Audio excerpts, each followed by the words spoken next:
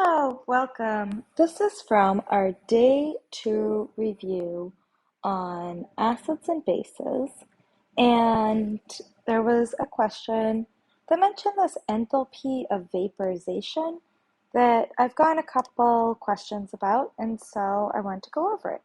And it's right here. It was part G of this very long problem, and it mentioned, this enthalpy of vaporization idea.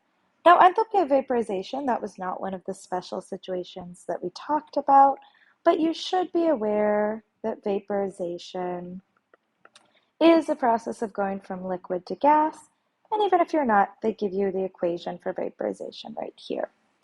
All right, so I've done the work for F, which was just a bond enthalpy problem. I've shown you that here because we're going to need to use it. I'm not going to go through it, but if you have questions on that, feel free to ask. So we're just going to jump in right here with part G. This is going to be a Hess's law problem. And I know that because they've given me several enthalpies. I see I'm going to have to use what I did in part F to find one enthalpy for an overall reaction. This is maybe the only Hess's law problem that I found where it's actually easier to do this in a diagram form rather than the equation form that we learned. Just as a quick reminder, Hess's law tells me that for some overall reaction, the enthalpy change of the overall reaction is equal to the enthalpy change to get from my reactants, my starting reactants, to some intermediates, to my products, with the signs in this order. So delta H2, delta H1 from reactants to intermediates, plus delta H2, which is intermediates to products, delta H1 plus delta H2 gives me delta H. I'm going to call this delta H overall. This is the theoretical way to find an enthalpy change for reaction. It works well when it's not a reaction that you can look at experimentally, where you could do something like Q equals MC delta T. This is when, for whatever reason, the reaction's really hard to study experimentally. Q equals MC delta T doesn't work, and so you need to resort to some theoretical method instead. All right, so let's go ahead and draw out the diagram here. So my overall reaction is N2, I'm realizing I might not have enough space. Let me do that again. My overall reaction is N2H4 liquid yields N2H4 gas. All right. And I know that I have this intermediate equation that I have from F, where N2 gas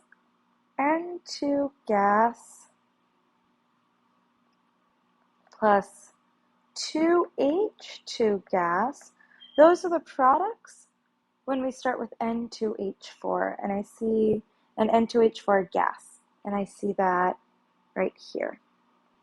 So just to go through that again, what I did, I saw that I have, and actually let me start with the other species. I saw that I have N2H4 gas in my intermediate and N2H4 gas in my overall reaction. Well, that's great. That means that the other things here, which don't show up in the overall reaction, those are going to be my intermediates. N2 gas plus 2H2 gas is N2H4 gas, and that enthalpy change was delta H equals negative 95 kilojoules, which again I got from part F. All right, awesome. Now they also tell me the enthalpy of formation for N2H4 liquid. That's the thing that I have right here, N2H4 liquid. Well, conveniently enough, if I look at my intermediates, well, this is actually going to be my enthalpy of formation reaction. Enthalpy of formation, that is formation from elemental states, and I see N2H4 would be formed by nitrogen and hydrogen, and I see I have N2 plus 2H2. Enthalpy of formation should always be 1 mole of the thing that I'm forming. I see I only have 1 mole of the thing that I'm forming, so my coefficients look great. And so I have right here the enthalpy of formation reaction. N2 plus 2H2 yields the thing that I'm forming. And luckily, it's not in the data booklet, but they give it to me. My delta H of formation here is 50.6. I'm going to make that match the other side. 50.6 kilojoules. All right, beautiful. So now the only thing that I need to do is I need to think about the signs. And I know that let me show this way. Okay. I know that my order needs to go reactants to intermediates, then intermediates to products. And so I see I'm going to have to flip this sign here so that I have, that looks a little strange. See, I'm going to have to flip this sign here so that I have initial reactants to intermediates, and that will change the sign. And then I'm also going to have to flip this sign here, which will change the sign.